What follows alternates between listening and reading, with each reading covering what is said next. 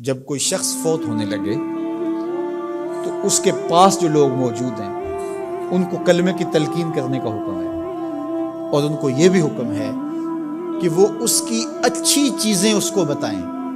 جب کوئی بندہ بوڑھا ہو جائے نا اور وہ بس اب جانے والا ہے اس دنیا سے، تو اس کی زندگی کی برائیاں اس کو یاد نہ دلائیں، اس نے جو اچھے کام زندگی میں کیے اس کو یاد دلائیں، تاکہ اس کے ذہن کی سکرین پر وہ چیزیں آنا شروع ہو جائیں، وہ اللہ سے حسن ظن اور امید کو مضبوط کرنے لگے کہ شکر ہے میرے اللہ نے مجھ سے یہ کام بھی لیا، میں نے مسجد بنائی، میں نے دارالعلوم بنایا، میں نے یتاما و مساکین کی مدد کی، میں نے غرباء کے سر پہ ہاتھ رکھا، میں نے رشتہ داریوں کو نبھایا، میں نے یہ کیا وہ کیا۔ اس کے اچھائی والے کام اس کے سامنے رکھے جائیں تاکہ اللہ سے اس کو امید حسن ظن غالب ہو جائے، کیونکہ اب وہ گناہ تو کر ہی نہیں سکتا، تو اب اس کی امید غالب کی جائے، ایسی باتیں سنائی جائیں۔ میرے حضور نے فرمایا جس شخص کے مرنے کے بعد اس کو 4 گواہ مل گئے اچھائی کے، لوگوں نے کہا یہ بڑا اچھا آدمی تھا، صرف 4 گواہ مل گئے، تو فرمایا کہ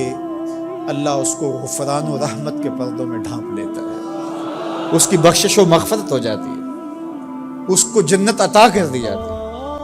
حضرت عمر تھے، عرض کی یا رسول اللہ صلی اللہ علیہ وسلم، میرے ماں باپ آپ پہ قربان ہو، اگر کسی کے پاس 4 گواہ نہ ہوں، 3 گواہ ہوں، تو میرے حضور نے فرمایا وہ بھی جنتی۔ حضرت عمر بولے حضور اگر کسی کے پاس 3 بھی نہ ہوئے، 2 ہوئے، میرے حضور نے فرمایا وہ بھی بخشا گیا۔ حضرت عمر کہتے ہیں ایک کے بارے میں نے پوچھا نہیں، حضور نے بتایا نہیں، اگر پوچھ لیتے تو شاید حضور بتا دیتے کہ ایک والے کا بھی کام بن گیا۔ تو یار جس کو صرف 2 گواہ مل گئے مرنے کے بعد، لوگوں نے کہا بندہ بڑا نیک تھا، نمازی تھا، ظلم نہیں کرتا تھا، زیادتی نہیں کرتا تھا، صرف 2 گواہ مل گئے، اس کی بخشش۔ لیکن وہاں کچہریوں والے گواہ نہیں چلیں گے، گواہ سچے ہوں گے۔ اللہ کے ہاں جھوٹے گواہ، وہ چاہے 2 ہی مل گئے، 50 سال 60 سال 70 سال کی زندگی میں 2 گواہ اچھے مل گئے اس کی اچھائی کے، وہ جنتی ہے۔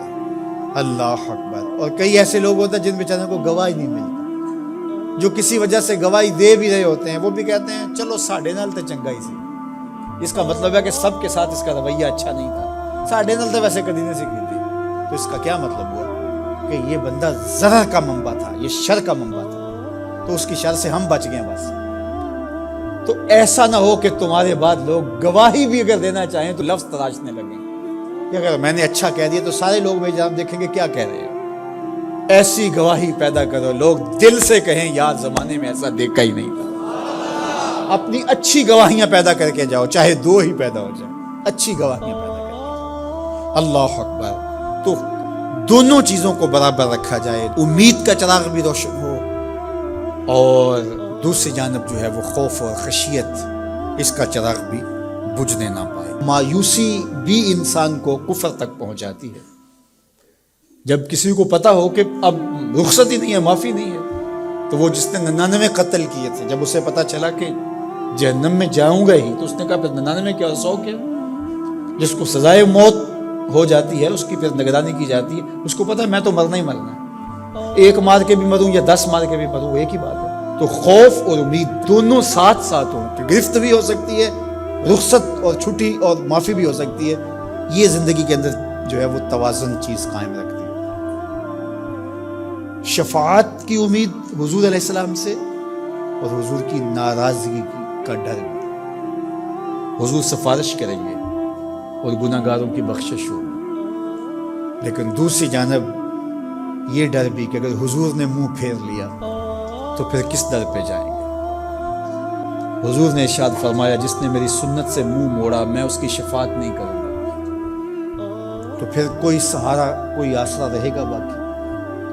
تو امید کا چراغ بھی روشن رہے، خوف بھی رہے، شفاعت کی امید بھی رہے، لیکن حضور کی ناراضگی کا ڈر بھی رہے، تو زندگی بھر جوانی میں بالخصوص خشیت غالب ہو اور آخری لمحات کے اندر امید غالب۔